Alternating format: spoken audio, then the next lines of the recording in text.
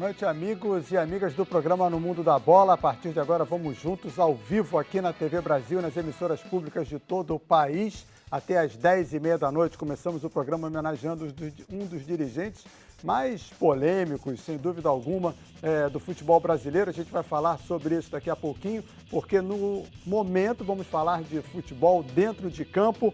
Poupar não dá certo e o Vasco no Rio de Janeiro e a Juventus lá na Itália pouparam os seus times e acabaram perdendo a invencibilidade em seus campeonatos, no campeonato estadual e também no campeonato italiano. A Juventus não perdia desde abril do ano passado. Eram 27 rodadas, poupou, perdeu. O Vasco, que sonhava em ser campeão estadual invicto, também perdeu hoje para a Cabofriense. Teve clássico estadual no Rio de Janeiro, no Rio Grande do Sul, também em São Paulo. Hoje vamos apresentar a segunda parte da entrevista com o Evaristo de Macedo na série Os Setentões. Tem seleção brasileira, futebol internacional, muita coisa para você. E estão aqui no estúdio da TV Brasil no Rio de Janeiro. Nosso convidado de hoje, Sérgio Lobo Filho, jornalista. E conosco também o Márcio Guedes, que é o nosso comentarista titular. Bom, a semana foi marcada pelas mortes do Coutinho, ex-jogador do Santos e da seleção brasileira, e também do Eurico Miranda, dirigente e ex-presidente do Vasco, como a gente viu logo na abertura do programa. Por conta do falecimento do Eurico Miranda e pelo que ele marcou no futebol brasileiro, a pesquisa de hoje do programa No Mundo da Bola é a seguinte: há espaço no futebol atual para um dirigente polêmico e apaixonado como o Eurico? Há espaço no futebol atual, futebol tão profissional, né? Para um dirigente polêmico e apaixonado como Eurico? Você participa em facebook.com/No Mundo da Bola Oficial e também no nosso WhatsApp, que é o 21 971489270. Estou esperando a sua mensagem. Lembrando que estamos transmitindo ao vivo também pelo Facebook da TV Brasil. Sérgio Lobo, meu xará, prazer em recebê-lo. Teria espaço para o Eurico ainda hoje em dia? Boa noite. Boa noite, Bocardi. Prazer estar aqui de volta. Um abraço para o Márcio, para todo mundo que está nos assistindo.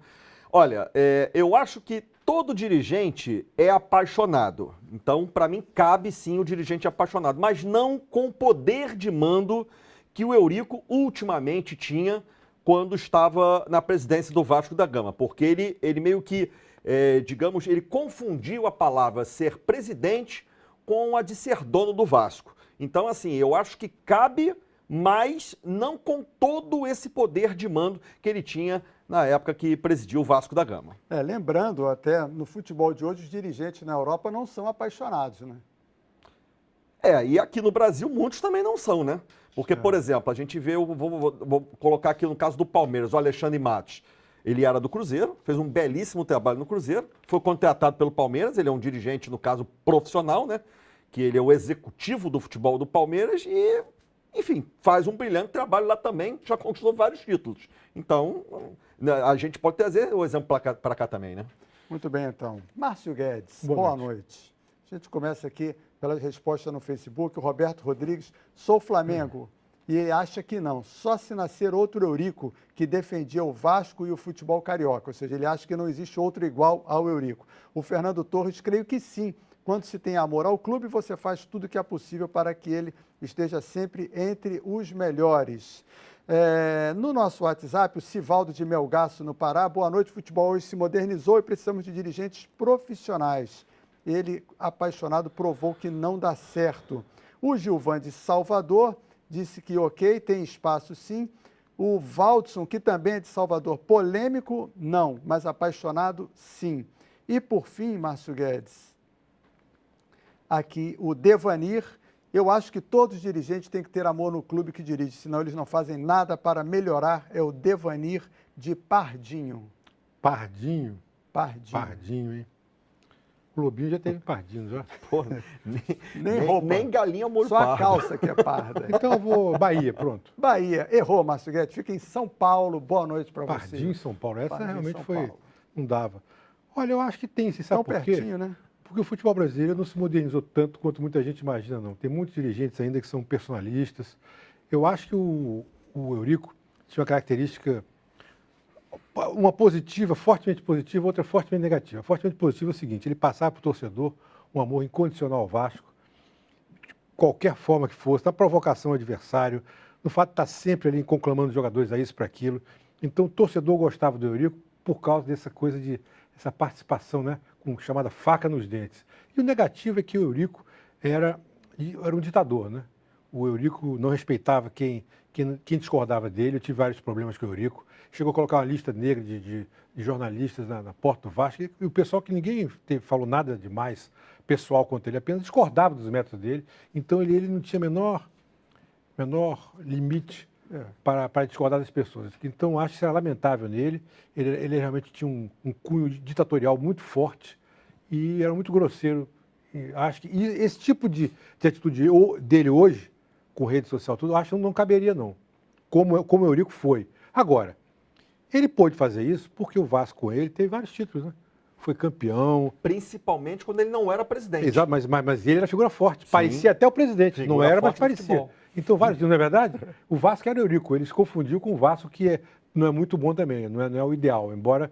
Então, tudo isso, o Eurico conseguiu sustentar tudo isso, porque o Vasco não tinha líderes, não tinha uma estrutura tão forte, e ele conseguiu esses títulos todos. Agora, realmente, a postura dele era condenável, do seu ponto de vista psicológico, do seu ponto de vista empresarial, dirigente. Mas teve seus méritos, que descanse em paz, porque mesmo os que discordavam dele, jamais lhe quiseram mal, né?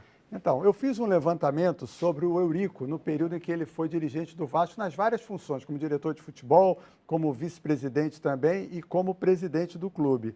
E quem era o grande rival do Eurico? Era o Flamengo. Claro. Né? Ele transformou. Ele exacerbou essa rivalidade, que era muito grande. Ele até roubou do Fluminense. Ele falava isso. Essa rivalidade maior, né? E nos números, curiosamente, isso me chamou a atenção. Ele foi diretor, vice-presidente de futebol, presidente do clube. Nesse período todo dele, Flamengo e Vasco se enfrentaram 118 vezes, de acordo com o próprio site Net Vasco.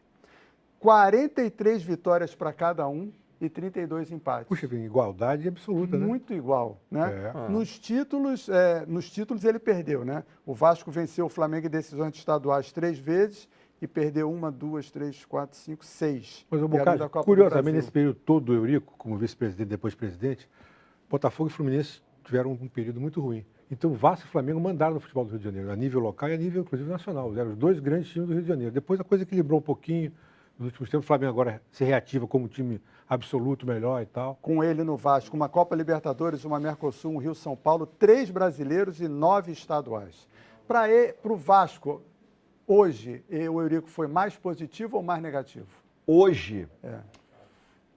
Agora acabou o Eurico, né? Assim, Bocardi, do jeito que a gente vê como o Vasco quer, digamos, caminhar daqui para frente, eu acho que a figura do Eurico não caberia mais hoje. Da forma como está querendo presidir o clube, ele está ainda no primeiro ano do mandato dele, o presidente Alexandre Campelo, entendeu? Agora, ele, um tempo atrás, né, ali década de 80, 90, a gente via até situações... Cara, tem muita história do Eurico, né?